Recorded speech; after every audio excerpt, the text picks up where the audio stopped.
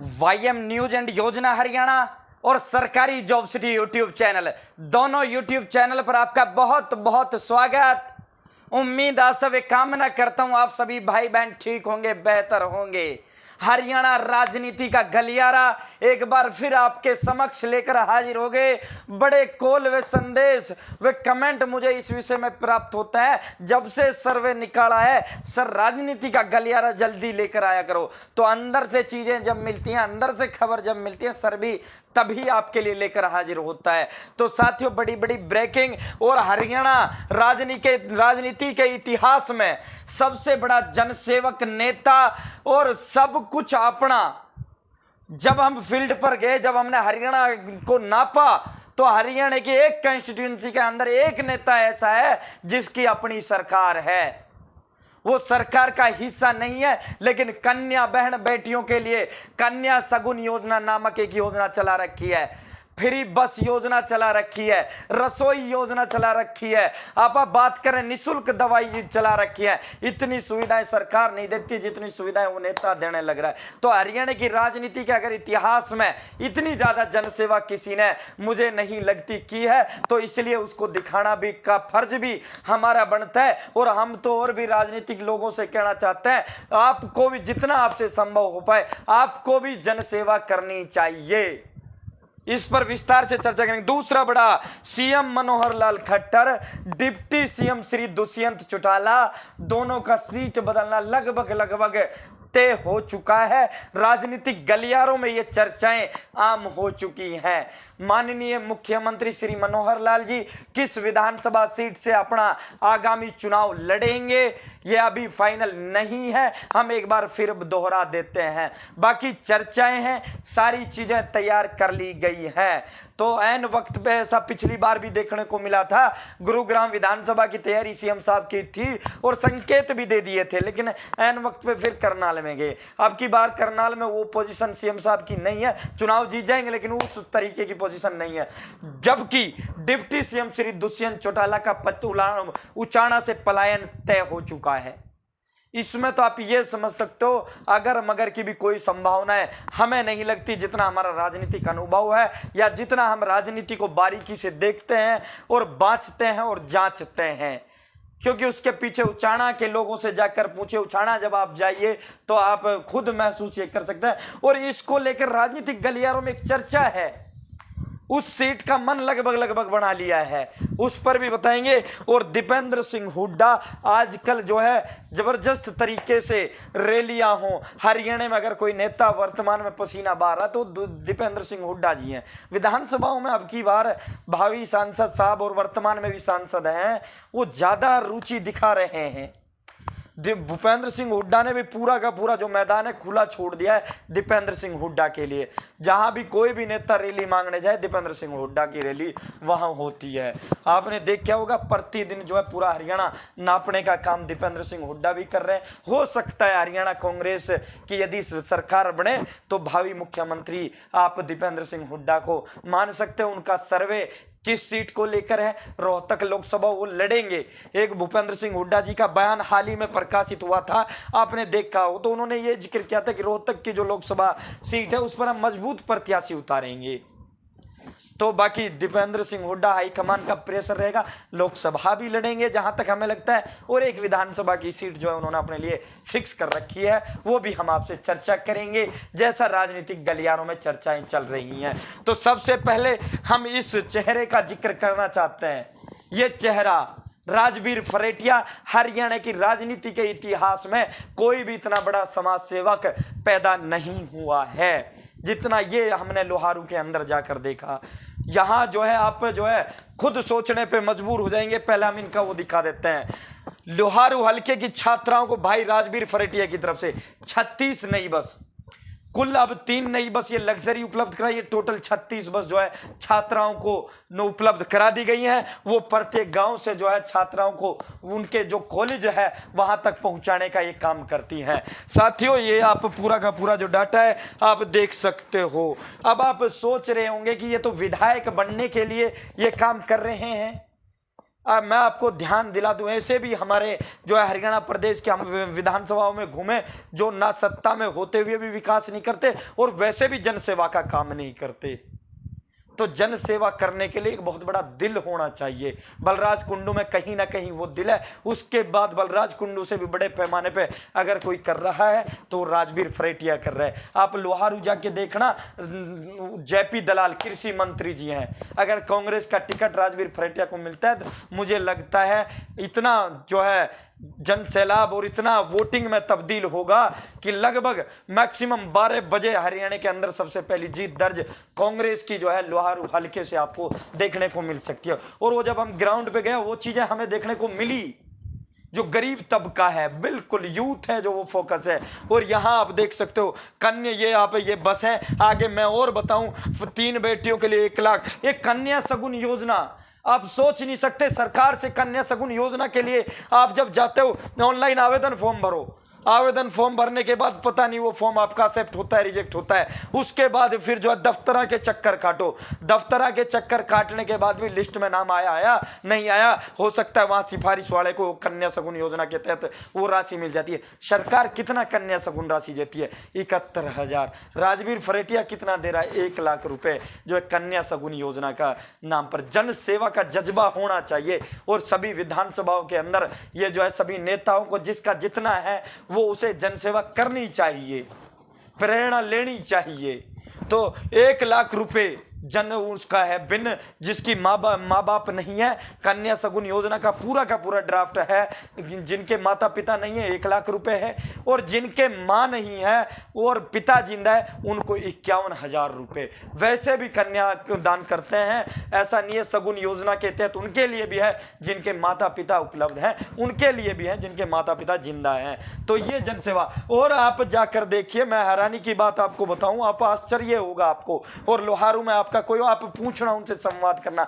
और यहाँ समाचार पत्र ये सारी चीजें जो है आप देख रहे हैं। मैं तथ्यों आधारित वीडियो बनाता हूँ, ऐसा नहीं है चाहे नौकरी की वीडियो बनाऊं चाहे योजना की बनाऊं। मैं ऐसा नहीं आया बोलर चला निकल गया, नहीं, मैं तो तथ्य दिखाता हूँ। ये आप देखिए भाई, कन्या सगुन योजना के तहत 51,000 रुपए भेंट किए। तो ये समाचार पत्र है। दिन में अगर 100 शादियां हैं तो 100 शादियों में इतनी जनसेवा करने का काम करता है। सभी 100 शादियों में कन्या सगुन योजना के तहत दान देंगे। और ना ये देखते हैं किस पार्टी के हैं, किस उससे वो करते हैं, नहीं देखते। साथियों, युवाओं के लिए 2.25 करोड़ रुपए की जो है खेल ग्राउंडों को साफ सफाई और रख रखाव के लिए बड़ी मशीनें ला रखी हैं, विदेशों से वो मशीनें आई हैं। और भोजन, एक अन्न रसोई योजना चला रखी है। 5,000 से अधिक लोग जो है प्रतिदिन उसमें अन्न खाने का काम करते हैं, पेट भरने का उनका काम किया जाता है। इतनी योजनाएं चला रखी हैं। और ये तो विपक्ष में है, पक्ष सत्ता पक्ष में भी नहीं है। जेपी दलाल साहब कृषि मंत्री हैं, उनको मजबूर कर रखा है कि विकास करिए। विपक्ष वाले लोग चुनाव में जाते हैं कि जी उसने ये नहीं किया, ये नहीं किया। जबकि राजवीर फरेटिया का जब हमें जनसभा वहां देखा तो विकास कार्य गिनवाते हैं कि हमने ये किया है, यानी भाई उसने किया नहीं किया। आप ये विकास कार्य गिनवाते, इतना तो ये सत्ता में नहीं है।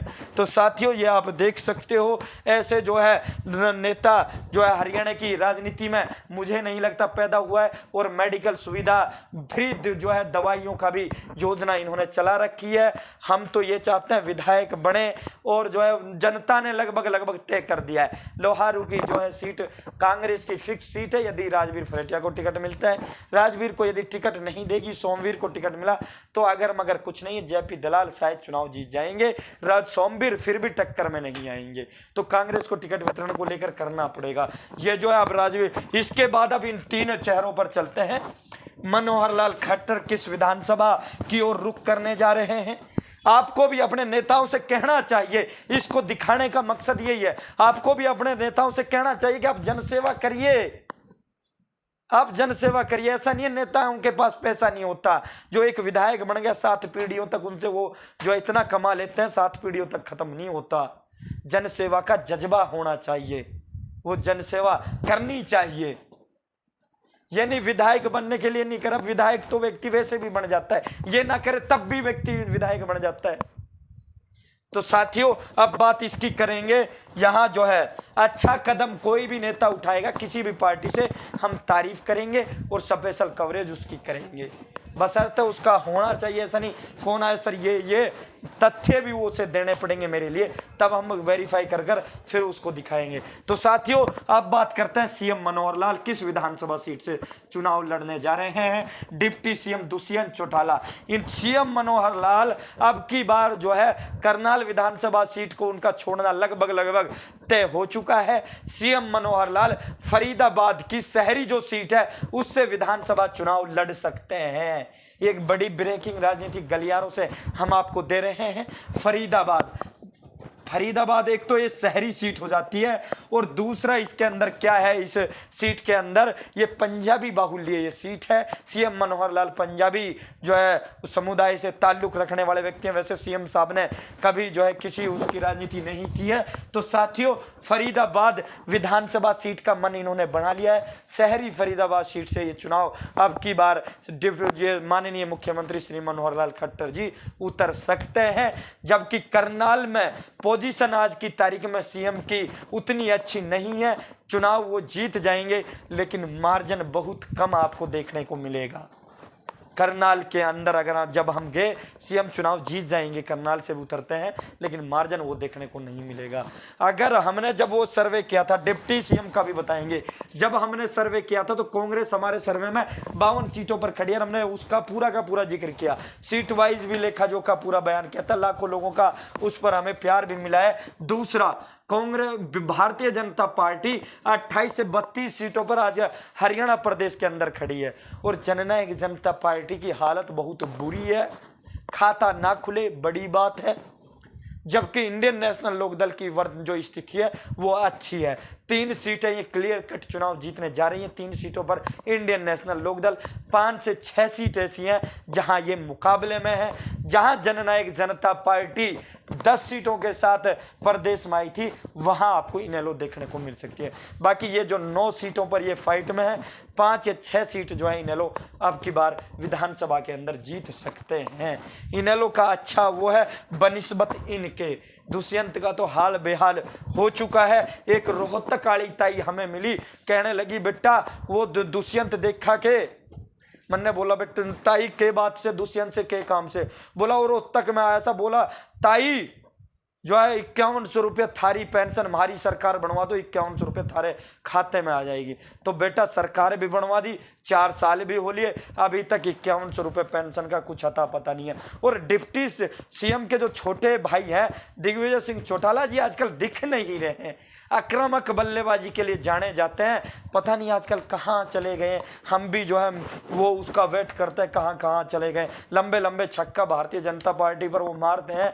आजकल जो है जेजेपी नेताओं का जब से सीएम का बयान आया है, ना खाते बन रहा है, ना निगलते बन रहा है, ना उगलते बन रहा है। इनका तो हाल जो है बहुत बुरा प्रदेश की जनता के अंदर जब आप ग्राउंड पर जाओगे तो हो चुका है जननायक जनता पार्टी का। तो दुष्यंत जो चौटाला है वो उचाना छोड़ने जा रहे हैं। अगर उचाना में गलती से ये उतर गए तो हरियाणा प्रदेश की सबसे बड़ी हार भी आपको यहां से देखने को मिल सकती है, क्योंकि वीरेंद्र सिंह का लगभग कांग्रेस में जाना तय हो चुका है।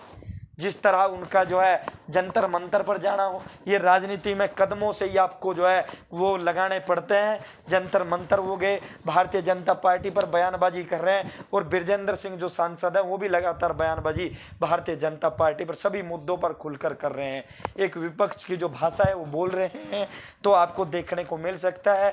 अगर वीरेंद्र सिंह बीजेपी में भी रहे तब भी दुष्यंत को आसानी से चुनाव हरा देंगे, ऐसा नहीं है। तो दोस्तों डिप्टी सीएम दुष्यंत चौटाला, अंदर की खबर सुन लो, ये पृथला विधानसभा सीट पर जाने वाले हैं और इसको लेकर इन्होंने जेजेपी वालों ने अंदर खाने किया भी है।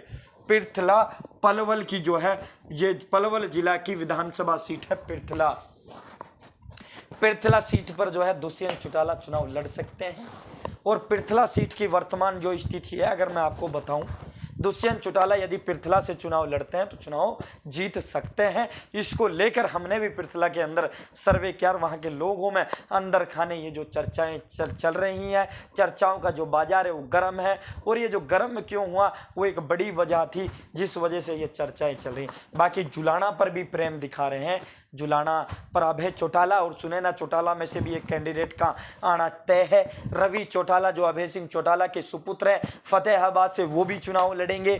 फतेहाबाद की प्रॉपर सीट से चुनाव रवि चौटाला भी मैदान में उतर सकते हैं। सुनैना चौटाला का या फिर अभय चौटाला का जुलाना में आना तय है। तो दुष्यंत जुलाना में नहीं जाएंगे। दुष्यंत तो वो वाला हिस्सा छोड़ के इस वाले हिस्से पे आएंगे। जाट बहुल ये सीट है पृथला, यहाँ कांग्रेस के कैंडिडेट हैं, उनकी स्थिति मजबूत नहीं है।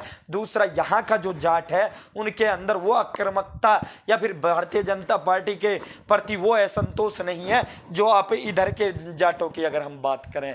अगर हरियाणा प्रदेश के अंदर ने भारतीय जनता पार्टी को किसी क्षेत्र ने यहाँ मुकाबले में लाके खड़ा कर रखा है या फिर थोड़ा मुकाबला कर रही है भारतीय जनता पार्टी हरियाणा में है, ये 28 से 32 जो सीटें आपको देखने को मिल रही हैं, इसमें बहुत बड़ा हिस्सा जो है दक्षिण हरियाणा का है। दक्षिण हरियाणा का मेवात डिस्ट्रिक्ट को अगर हम छोड़ दें तो बाकी के सभी डिस्ट्रिक्ट में भारतीय जनता पार्टी के पास एज है। रेवाड़ी महेंद्रगढ़ क्लीन स्वीप ये कर रहे हैं। 1 या 2 सीट मुश्किल कांग्रेस रेवाड़ी महेंद्रगढ़ से जीत सकती है। वहाँ चाहे जाट नॉन जाट फैक्टर लगा लो, चाहे सबसे बड़ा जो कारण है मुझे लगता है ग्राउंड पर जो मैंने देखा, राव इंद्रजीत सिंह जो वर्तमान में सांसद हैं और वहाँ राजा जो है वो रहे, उनके पिता हैं राजा रहे थे, उनके दादा राजा हैं, उनके पास जो है सल्तनत वो चली आ रही है, तो उसका भी बड़ा जो है लोगों में प्रभाव है। राव इंद्रजीत का बहुत बड़ा फैक्टर है। कैप्टन अजय सिंह यादव के लड़के चिरंजीवी राव रेवाड़ी विधानसभा से चुनाव हारेंगे।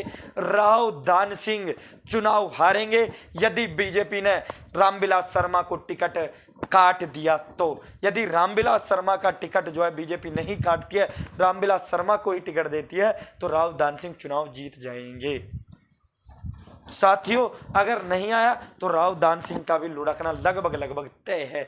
तो दूसरी बड़ी ब्रेकिंग आपको मैं बता दूं, फरीदाबाद लोकसभा के अंदर पलवल का जो डिस्ट्रिक्ट है, पलवल जिला, इसमें जो उदयभान का जो अपना प्रदेश अध्यक्ष है कांग्रेस के, पलवल जिले से बिलोंग करते हैं। पलवल जिले के अंदर वर्तमान में जो स्थिति है, 2 सीट जब हमने सर्वे किया तो 2 सीटें भारतीय जनता पार्टी के पास हैं, 2 सीटें कांग्रेस के पास जाने वाली है। वर्तमान में 4-0 चारों के चारों जो सीटें हैं वो कांग्रेस भारतीय जनता पार्टी के पास हैं। यहाँ 2-2 का मुकाबला हो सकता है। प्रदेश अध्यक्ष उदयभान चुनाव जीतने जा रहे हैं। पलवल की एकमात्र सीट जो कॉन्फिडेंट है, जो एक तरफा चुनाव जीत रहे हैं, होडल विधानसभा सीट से, वो आरक्षित सीट है, वो चुनाव जीत जाएंगे। दूसरी पलवल की जो खुद सीट है, वहाँ करण दलाल भी फंसे हुए हैं। बाकी स्थिति ठीक है, शायद चुनाव निकाल जाए। जबकि जो पलवल विधान जिले की तीसरी सीट है तिगांव, वहाँ से पृथला, वहाँ से रघुवीर तेवतिया मुकाबले में नहीं है। यदि करण दलाल टेकचंद शर्मा को लेकर घूम रहे हैं, वहाँ टेकचंद को टिकट मिलता है कांग्रेस का, तो वो स्थिति अच्छी रहेगी, वहाँ से टेकचंद चुनाव जीत सकते हैं। बाकी लगता नहीं है। हुड्डा के खास सिपा सलाह रहे हैं तो टिकट रघुवीर तेवतिया का कटेगा नहीं, रघुवीर तेवतिया चुनाव हारेंगे। चौथी हथीन विधानसभा, वहाँ भी कांग्रेस के जो कैंडिडेट हैं वो चुनाव हार जाएंगे। वहाँ जो है उसका पूरा हम विस्तार से नहीं बता पाएंगे। बाकी जो है स्पेशल ये तो वीडियो में ही बता पाएंगे, ये तो हमने थोड़ा डाटा दिया है। तो मेरा कहने का मतलब ये था, दक्षिण हरियाणा ही एकमात्र ऐसा क्षेत्र है जो इनको जो है बीजेपी को फिलहाल जो है हरियाणा प्रदेश के अंदर राजनीति में बनाए हुए है, या फिर जो है इनकी जो सर्वे में सीट ये आ रही हैं, मैंने किया या अन्य एजेंसियों ने किया, जो ये 28 से 30 सीटें दिख रही हैं वो दक्षिण हरियाणा की वजह से ही दिख रही हैं। यहाँ जो है तीसरी बात कर लेते हैं दीपेंद्र सिंह हुड्डा की। आपका भी बड़ा इंतजार हो रहा होगा, दीपेंद्र सिंह हुड्डा का आपने बताया नहीं। तो साथियों, दीपेंद्र सिंह हुड्डा को लेकर चर्चाएं ये चल रही हैं कि जींद जिले की जुलाना विधानसभा सीट से वो चुनाव में उतर सकते हैं। वहाँ जुलाना के अंदर ये चर्चाएं हैं, इसमें कहीं कोई शंका नहीं है। बाकी परमेंद्र सिंह ढुल, वहाँ कांग्रेस के जो कैंडिडेट हैं वो चुनाव जीतने जा रहे हैं। शायद जो है फिर भी जो है यहाँ दीपेंद्र सिंह हुड्डा चुनाव में आ जाए, हो सकता है। यहाँ लोगों में आम चर्चाएं हैं कि दीपेंद्र सिंह जो हुड्डा है वो जुलाना से विधानसभा चुनाव लड़ सकते हैं। तो साथियों, ये तीनों नेताओं की मैंने आपको बता दिया है। सीएम साहब फरीदाबाद की शहरी सीट पर जाएंगे, दुष्यंत चौटाला पिरथला जो पलवल की विधानसभा सीट से चुनाव लड़ सकते हैं और यहाँ ये चुनाव जीत जाएंगे। हमने सर्वे किया, हमारी सर्वे में भी दुष्यंत जो है इस सीट को लेकर चुनाव पिरथला से जीत सकते हैं। जाट बाहुल्य क्षेत्र है, लेकिन जाटों में बिल्कुल भी नाराजगी दुष्यंत को लेकर इस वाले हिस्से में नहीं है, जबकि आप उन डिस्ट्रिक्टों में जाओ तो बहुत बुरा जो है नाराजगी आपको देखने को दुष्यंत को लेकर मिलेगी। ये सत्य है। भूपेंद्र सिंह हुड्डा के लड़के श्री दीपेंद्र सिंह हुड्डा आजकल बड़ी रैलियां कर रहे हैं और वो जुलाना विधानसभा सीट से चुनाव में उतर सकते हैं। ये तय है विधानसभा का वो चुनाव लड़ेंगे, लगभग जैसा हमारा आकलन है। सीट शायद जुलाना ही वो उतरें, क्योंकि जुलाना का बड़ा प्रभाव, जींद जिले का बड़ा प्रभाव होगा यदि वो जींद से चुनाव में उतरते हैं। तो फिलहाल के लिए इतना ही। बहुत बहुत धन्यवाद। जय हिंद, जय भारत, जय हरियाणा।